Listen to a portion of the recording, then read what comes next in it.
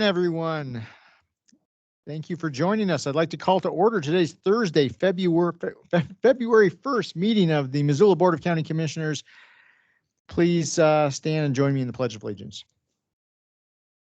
Pledge allegiance to the flag of the United States of America and to the republic for which it stands, one nation, under God, indivisible, with liberty and justice for all.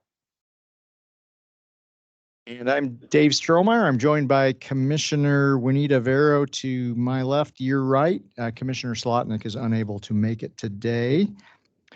Missoula County acknowledges that this event takes place in the Aboriginal territories of the Salish and Kalispel people. Cheryl, would you please fill us in on public announcements? Hello, everyone. If you're joining us for this meeting virtually today, closed captioning is on your screens. Maybe.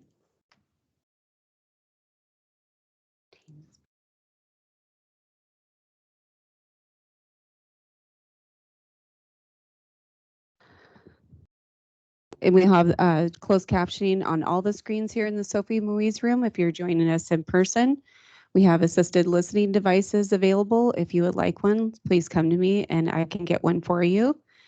There will be multiple chances to speak during the meeting virtually.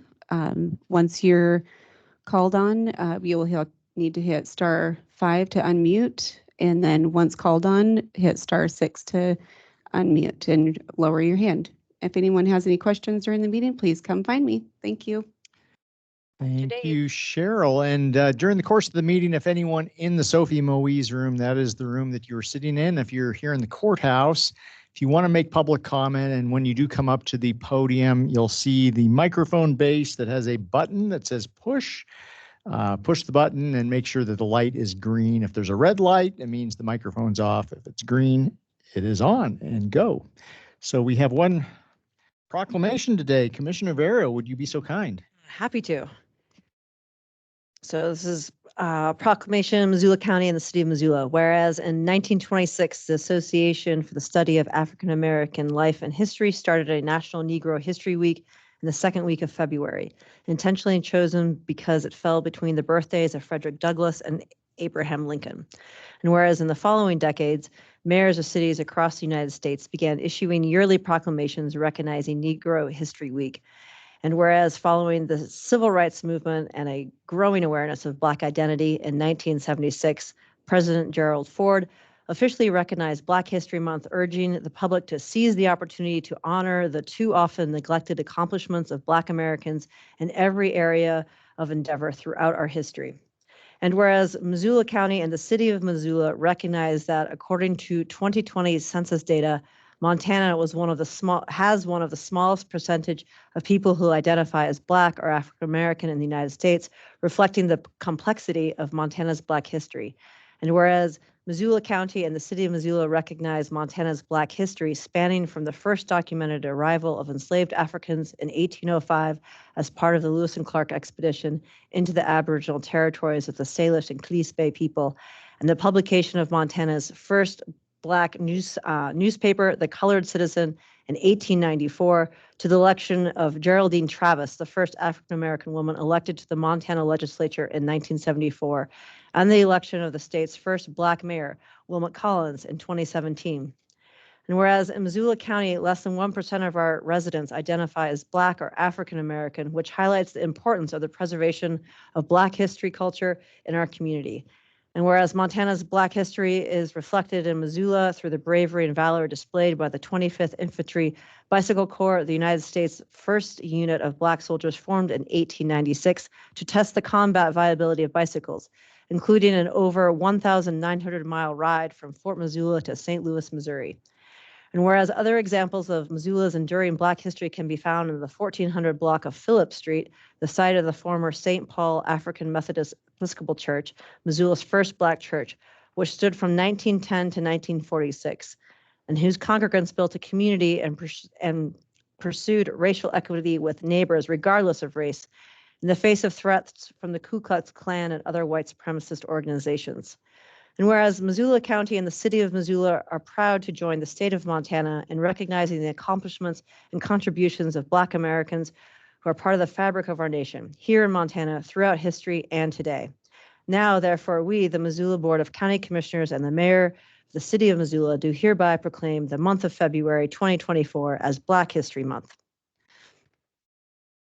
Thank you, Commissioner Vero. Is there anyone who'd like to comment on the proclamation? All right. Is there any public comment on items not on today's agenda? So I'm assuming everyone in the room is here to comment on something already on the agenda. Okay. Anyone online? Seeing none, that brings us to our current claims list. Claims received as of January 4th through January 19th, 2024 by the Commissioner's Office total $4,827,518.33. We have 3 public hearings today. The first is on the Golden West subdivision, and we'll begin with a staff report by Zach Jones.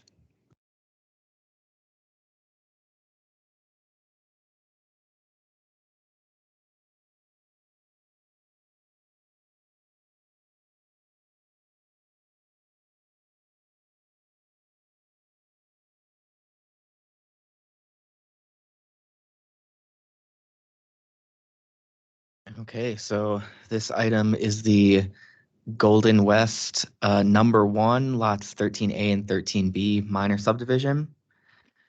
Oops.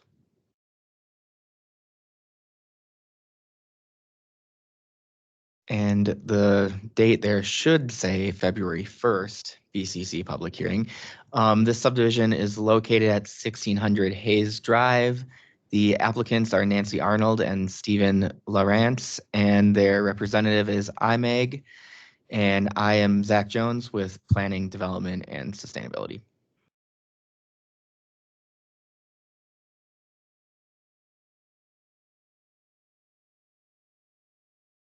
So this is where the subdivision is located. If you can see my cursor, I'm kind of hovering around it, and I've traced the parcel boundary in red over here. This is Hayes Drive on the western edge of the subdivision, and this is Douglas Drive on the eastern edge. To access the subdivision from Mullen Road and the rest of the Missoula area, you have to go in on Cody Lane, down to Council Way over to Hayes or Douglas Drive.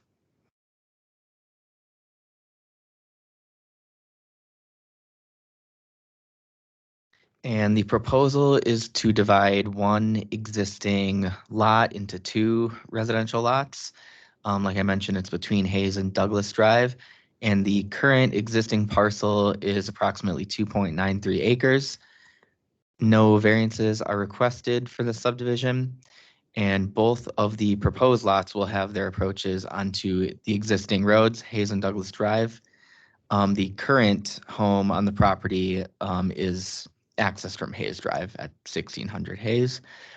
And there are no parkland dedications or non-motorized facilities proposed or required for minor subdivisions with no on-site roads. And we will be recommending approval.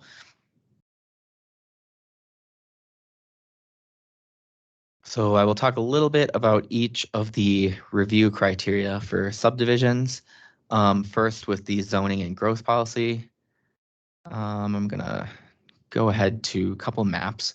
So the existing land use designation from the growth policy, which the most recent sort of update was the 2019 Missoula area land use element.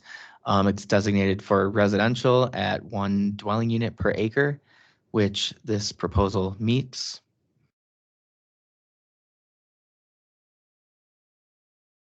And then the existing zoning is RRS 1, which is rural residential and small agriculture with a minimum lot size of 1 acre. This proposal also meets that requirement. The zoning is very, I guess, similar to the growth policy here, and it is informed by the growth policy. And back to these criteria.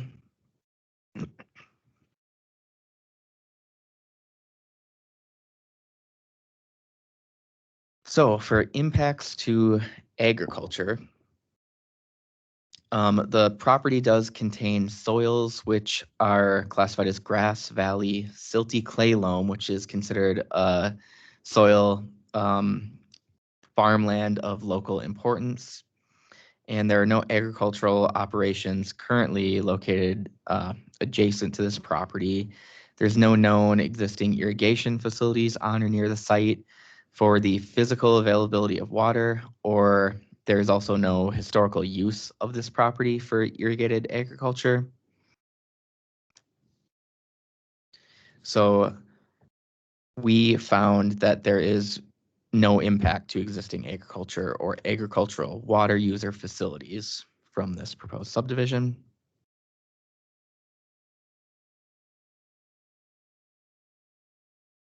For access and roads, so the Hayes Drive and Douglas Drive, which I have mentioned, are county maintained and paved roadways. No new roadways are proposed with the subdivision. And it's not exactly a road item, but they are proposing 2 stormwater detention basins to mitigate any increased stormwater runoff from the newly created lot and proposed driveway and home. There will be 2 basins, one on each lot. And for pedestrian facilities, there's no requirement to create any new pedestrian facilities, and they're not proposing any. They will be required to waive the right to protest the creation of a SID or RSID, so subdivision improvement district or rural subdivision improvement district, for future construction of sidewalks, bicycle lanes, or trails, if that were to happen in the future.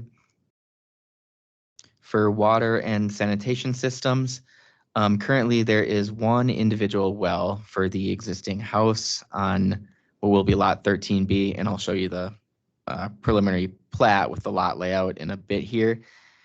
And they are proposing to add another individual well on the new lot, so lot 13A. And they have received predetermination approval from DNRC for filing a water right.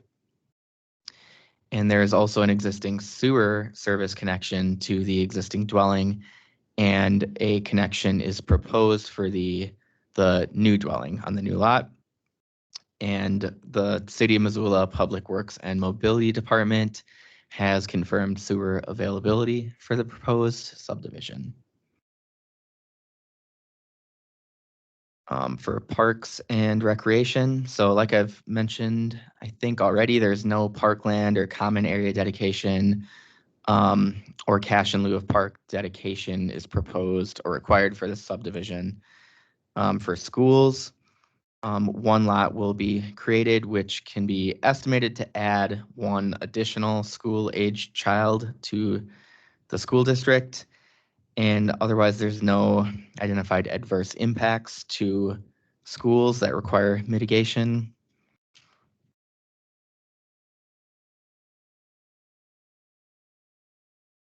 For the fire department items, there has been a fire hazard assessment done for the subdivision, which is required for any subdivision in the county, and they received a moderate hazard ranking. And they are proposing residential fire sprinklers for the new home, which meet the requirements from the Missoula Rural Fire District.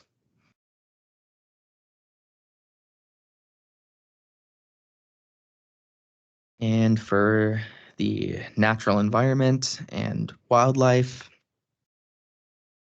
and other, I guess, historic resources. So there has not been any historical or cultural resources identified with this subdivision. Regarding wildlife, it's in an area where people may expect to have some wildlife move through the property, and the living with wildlife recommendations from Montana Fish, Wildlife and Parks have been included in the draft covenants. And as far as effects on public health and safety, there is no floodplain on the property or steep slopes greater than 25%. So there is nothing really to consider as far as hazardous areas.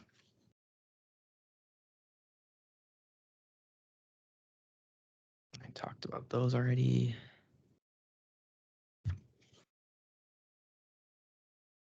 And this is what the preliminary plat looks like. It's a pretty simple 2-lot split from 1 lot, as I've mentioned before. Both lots will be pretty similar in size, 1.47 acres and 1.45 acres. And Hayes Drive on the west accesses the existing home on lot 13B. And then Douglas Drive will access a newly built home on lot 13A. And there are utility easements on the north property line.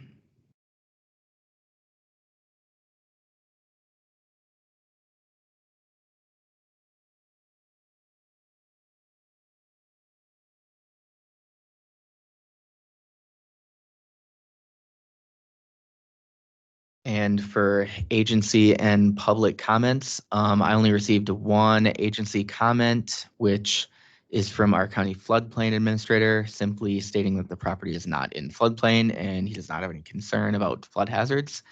And for public comment, adjacent property owners were mailed their letters on January 17th, and it has been on the Missoula County Voice website since December 20th.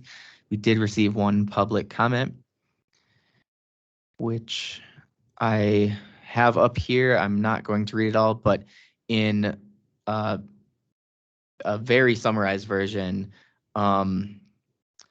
Kathleen Pooty McLaughlin and T. Joseph Reagan are concerned about a new proposed home and how it may block their view shed and access to windows that are south facing.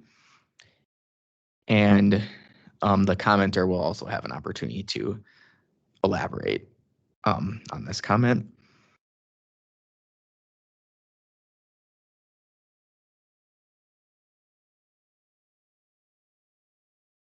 And PDS staff is recommending approval of the application subject to the conditions of approval, which have been presented in the staff report.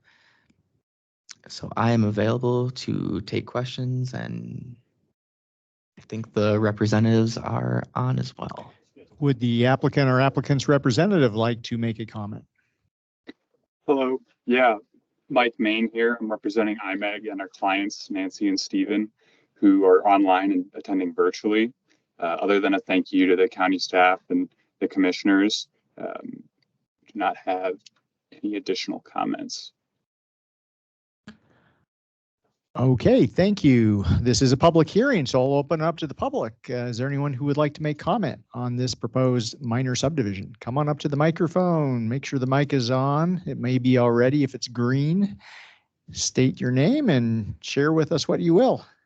My name's Kathleen McLaughlin Pooty.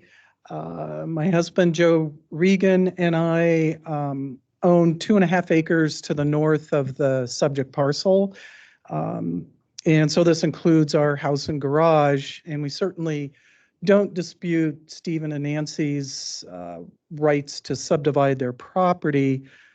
We are concerned that any future construction on this new parcel would interfere with or block our view towards which our house fronts. We built a house with a passive solar design, so it faces south, and most of the windows in all of the living areas face south, directly towards the proposed parcel. Stephen has been really gracious in keeping us informed of his and Nancy's plan to subdivide their parcel. When we were building the house over 20 years ago, we told Steve and Nancy then that because of our concern over our view shed, we would appreciate the opportunity to buy this parcel if they ever chose to subdivide. In my recent conversations with Steve, I reiterated my concern regarding protecting our view shed. I asked him if he and Nancy would consider placing a height limitation on any future construction on the parcel. they refused. We are concerned also that the type of future construction on the parcel would negatively impact our property's value. A 1 to 1.5 story house would be fine, we think. 1 year ago, I consulted with a local attorney about options relating to an agreement that would involve a height limitation. And assuming that neither the county nor Golden West have CCRs or covenants, conditions, and restrictions, this attorney recommended a private covenant between us, the property owners. And so those are my comments. I apologize for submitting these comments late, but anyway, thank you for your consideration. Thank you very much. And they were not late. So the public hearing is still open. So anyone else want to comment on this proposed minor subdivision? Looks like we have Tim Worley out there with his hand up.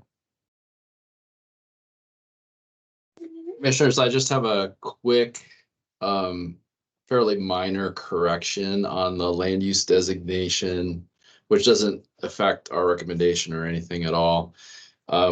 The land use designation is residential, which is actually 3 to 11 dwelling units per acre. It's actually denser than the zoning, which is the 1 dwelling unit per acre zoning. I just wanted to make sure that we had the record correct on that. It's a little confusing because on the property information system, it also refers to the old area plan, which did recommend 1 home per acre, but the 2019 land use element recommends 3 to 11 dwelling units per acre. Thank you, Tim. And while you're on the line and looking at the zoning, are there any height restrictions related to building construction with this zoning?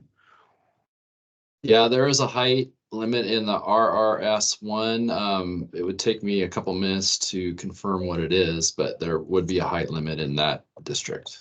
Okay, while you're looking that up, any additional public comment, either anyone online or in the room? Okay, we will close the public hearing. Questions? No, we probably want to wait for Tim to get back to us.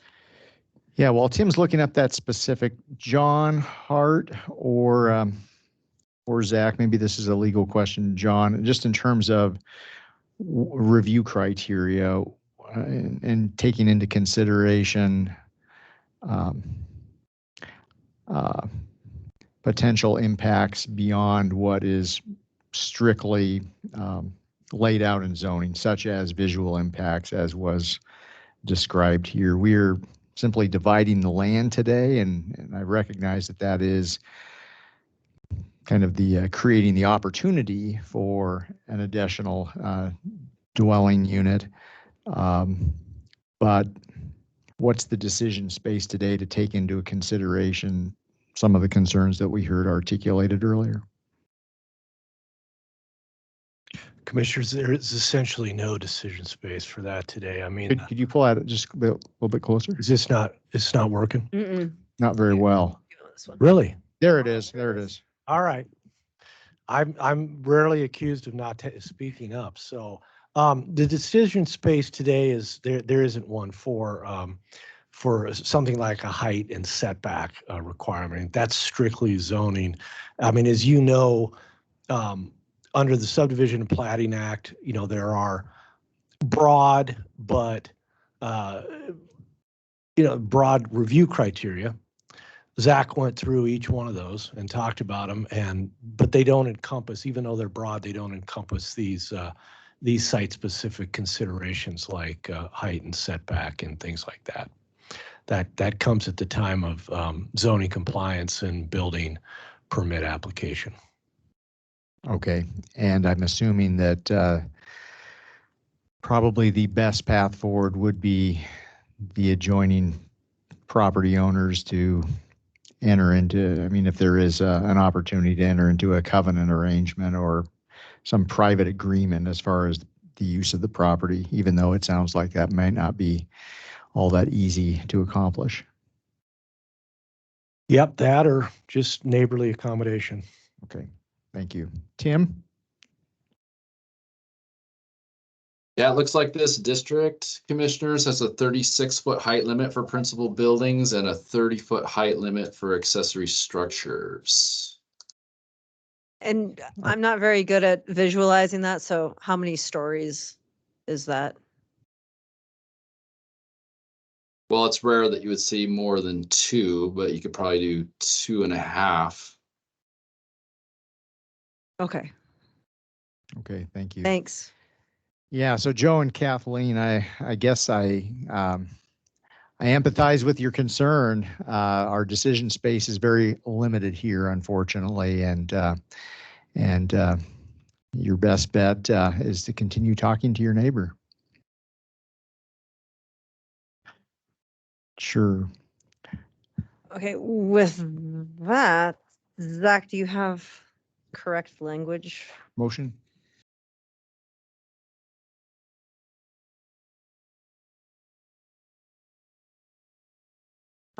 I move to approve the Golden West number 1, lot 13A and 13B minor subdivision based on the findings of fact and conclusions of law in the staff report and subject to the recommended conditions of approval. Second. Any further discussion? Seeing none, all in favor? Aye. All right. Thanks everyone for participating today. Thanks for coming out and providing your input. We will move on to our second public hearing. This is the proposed Elliott family transfer, and our staff report once again will be brought to us by Zach Jones.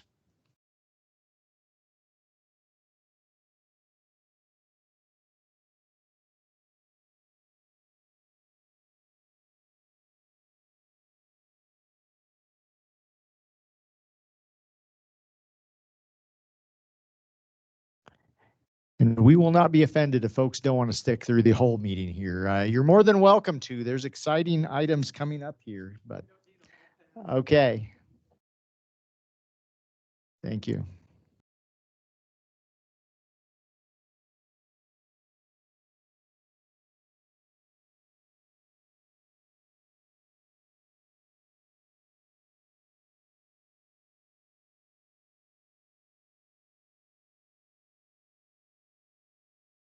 Okay, this item is the Elliott family transfer.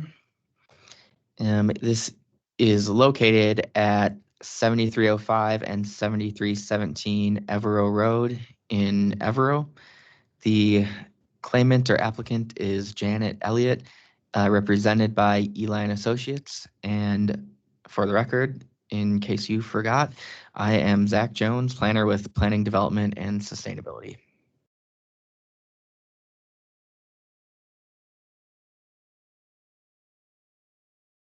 Okay, this is where the subject property is located. This area broadly is Evero. This red road here is Highway 93. The Missoula area, Missoula Valley, would be down south towards the bottom of the screen.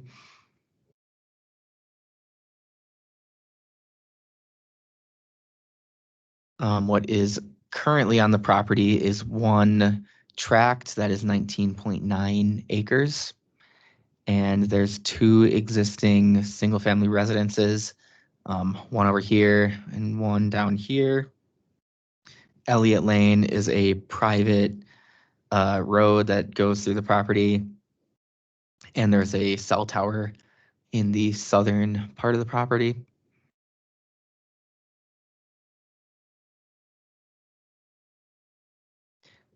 So what is being proposed is to create and transfer one new 8.3 acre tract to Janet's adult daughter, Denise Elliott, and the remaining 11.6 acre tract will continue to be owned by Janet Elliott. And the property has 2 existing single-family residences, which one of both those residences will be in each proposed parcel. and the property is unzoned. This is the proposed lot layout for the family transfer. Like I mentioned, there's 2 different lots. One's 8.3 acres in the north, and then the new one is 11.6 in the south. This is where the division line is. There is this little jog here, I believe, because of the septic drain field that is located right there.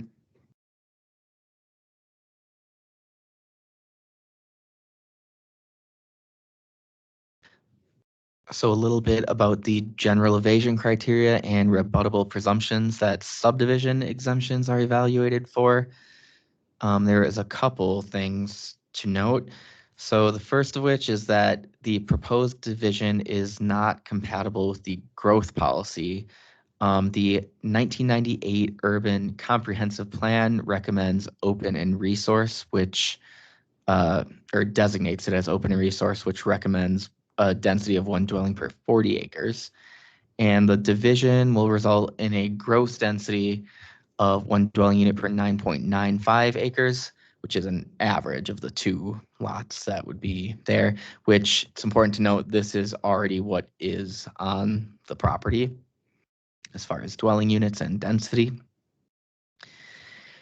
And the other one is that there is a existing notice of building code violation from 2018 for some construction work that was done without the necessary permits, and an expired building permit for a 1,200 square foot shop. And the proposed division would not make these violations any worse, but it will leave them unremedied.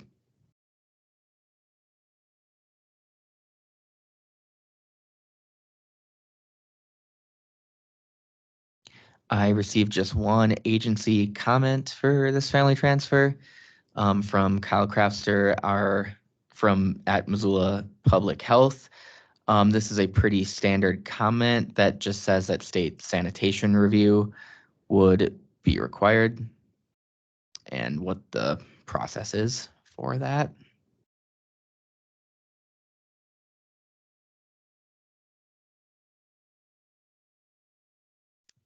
And with that, if the applicant could come to the stand, we have some questions to ask you for the record. Yeah, or you don't have to get up. You could just sit here and use the microphone. Okay, thank You you. don't have to stay. Done.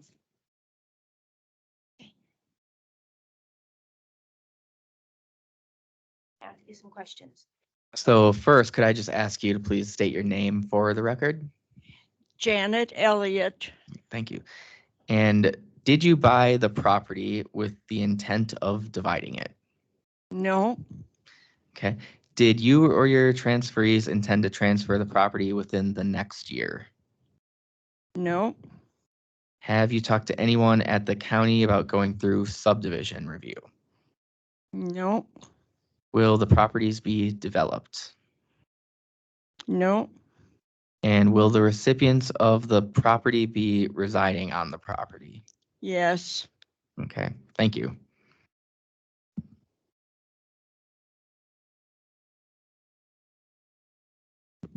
And that is all I have for my presentation. We are recommending approval, and I have the recommended motion on the screen. However, I know we have public comment opportunity, and I am available for answering questions as well as their representative. Thank you. Is anyone from Eli and Associates on the line who would like to speak? Hi, Or Ryan not. Cleo with Eli and Associates. I don't have anything further to add, but thank you, Zach, for your review, and thank you, commissioners, for your time today. Okay, thank you. Is there any public comment on this proposed family transfer? All right, we'll close the public hearing. Questions? Did have a question with Kyle Crosser's comment. it requires review, but they're already in place. So, I mean, what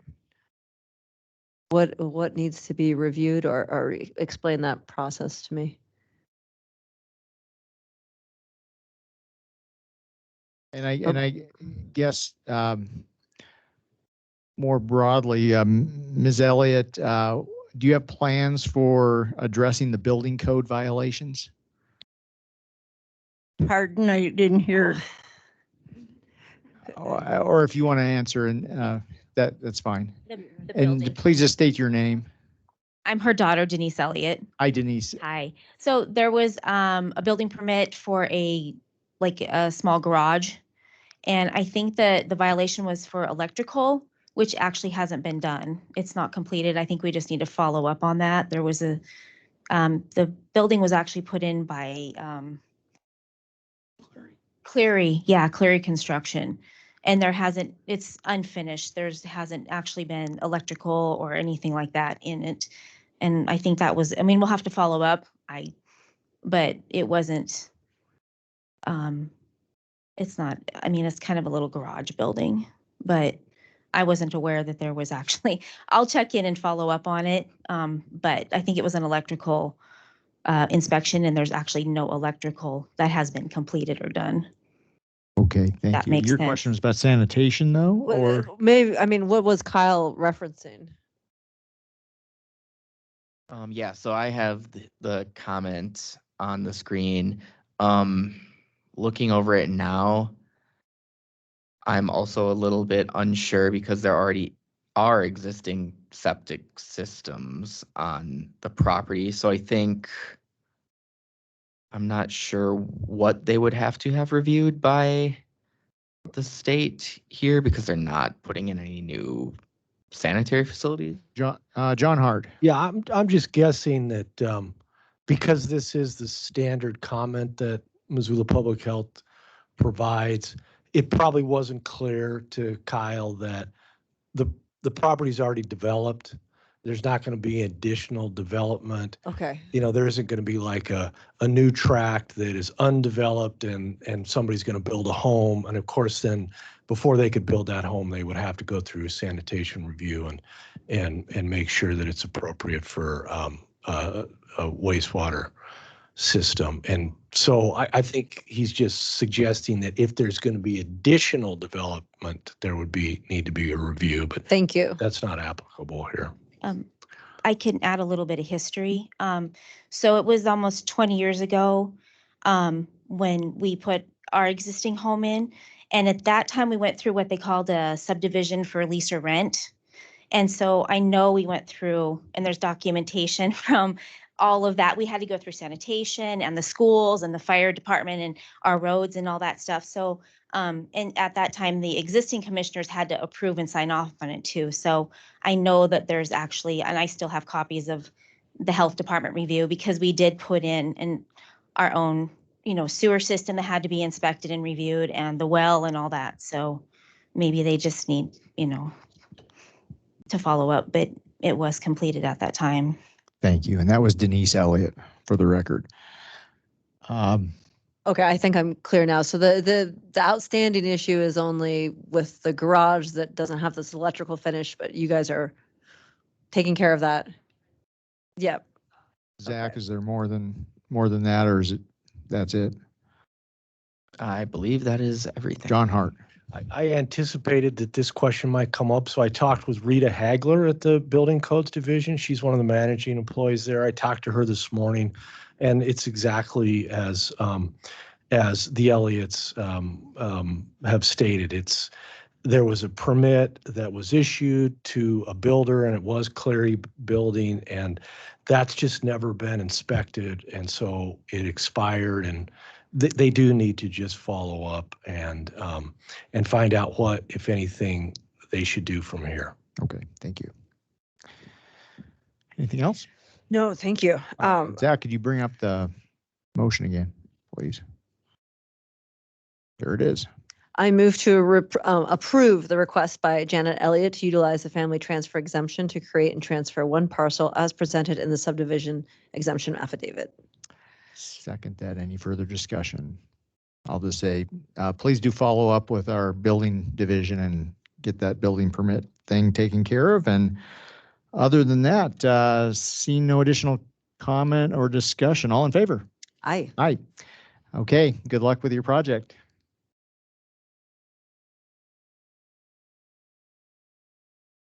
And last but not least, Jenny Dixon bringing us a staff report for the Caleres. I may be mispronouncing that, Caleres Family Transfer. Yes, thank you. Can you hear me okay and see the screen for the slideshow? Perfect. Yes. Okay, this is also a family transfer exemption request presented by Tom Caleres. And let's see here, why is that not?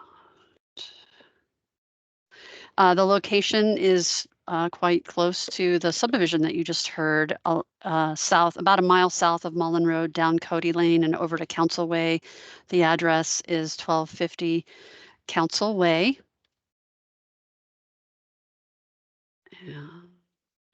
And, the property is 2 acres. It is currently the location of a single dwelling for Tom Caleres.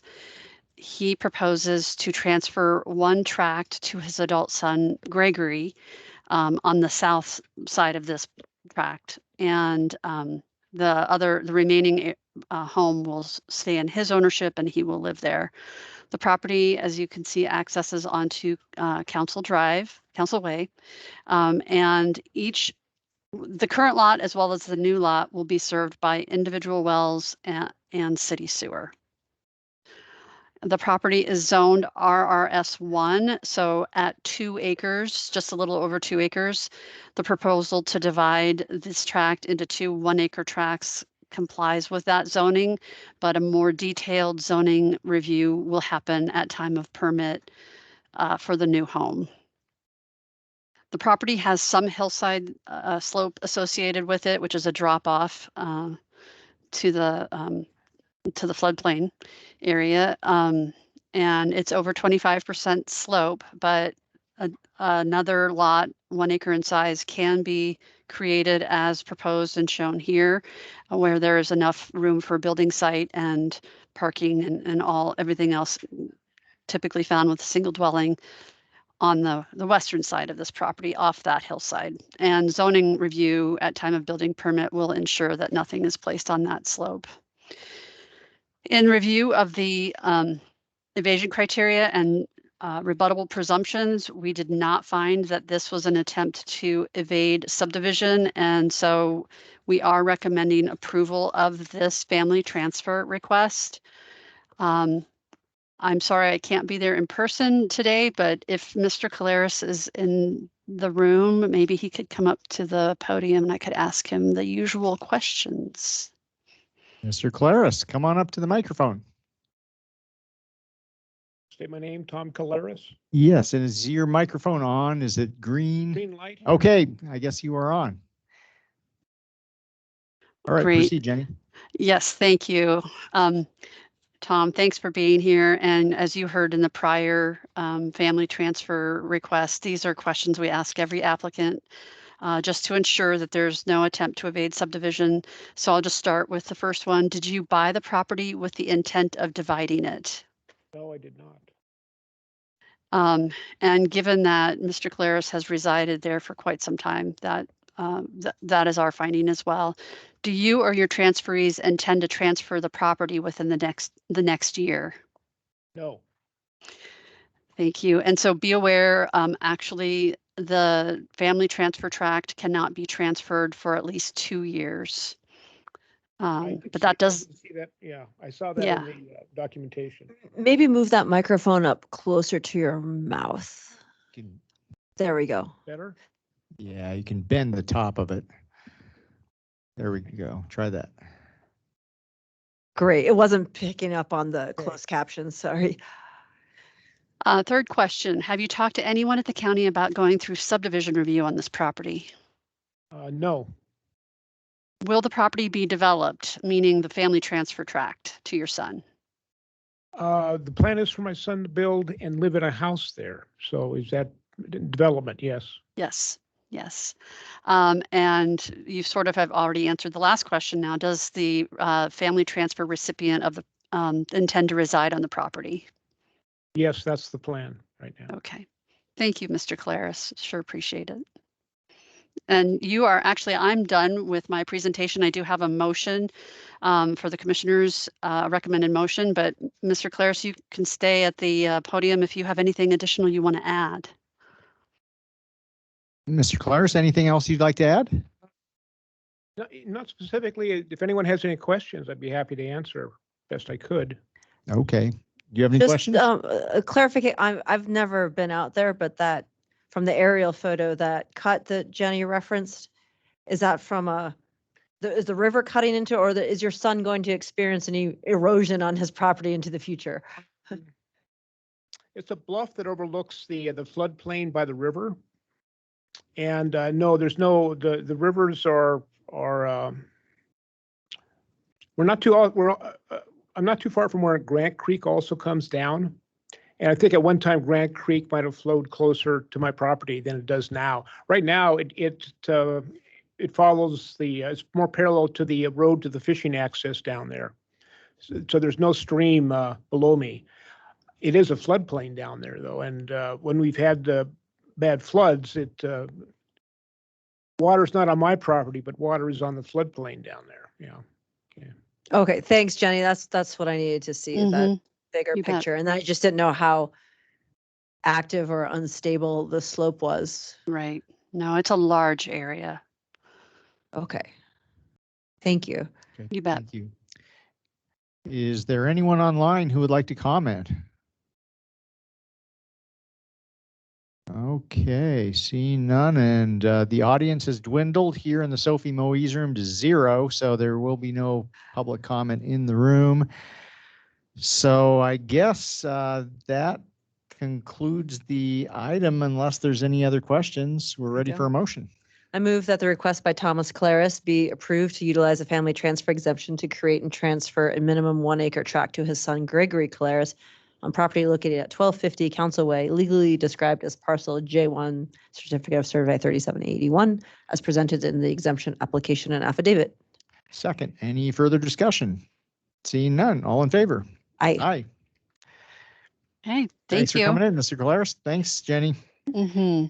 There is no other business to come before the commission today, so we will be adjourned. Thanks, everyone. Thanks, Jenny. Mm-hmm.